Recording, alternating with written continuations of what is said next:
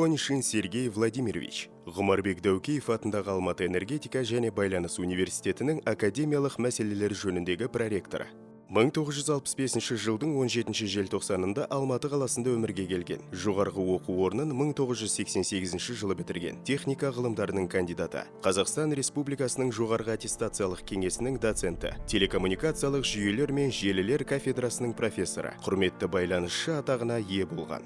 Во-первых, мы заслуженно считаемся во всем Казахстане лучшим и самым технически оснащенным вузом.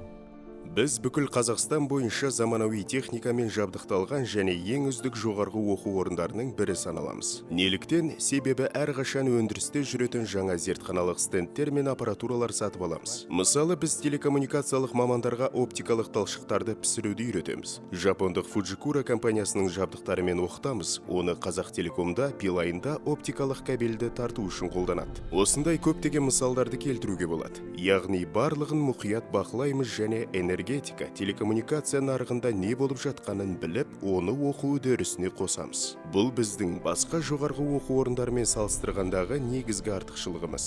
Второе несомненное преимущество – это наш преподавательский состав. Те, кто меня учили, это уже пожилые преподаватели.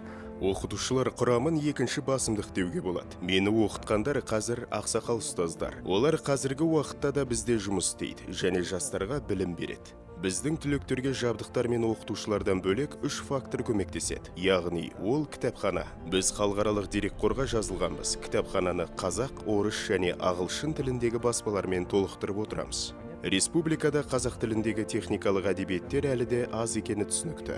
Біз осы республикалық оқу әдістемелік бірлестікті және өз оқулықтарымызды басқарамыз. Ал біздің лекциялық конспекттер бойынша Қазақстанның басқа да жоғарғы оқу орындары білім алады. Яғни энергетика бойынша оқытудың іргетасына ықпал етеміз. Ол телекоммуникация және IT технологиялар. Бұл біздің Қазақстанға сіңіріп жатқан еңбегіміз. Тіпті халықаралық деңгейде де, ТМД деңгейінде де оқыту жоспары бойынша жаңашылдықты бірден игеріп, салаға енгізуге көңіл бөлеміз.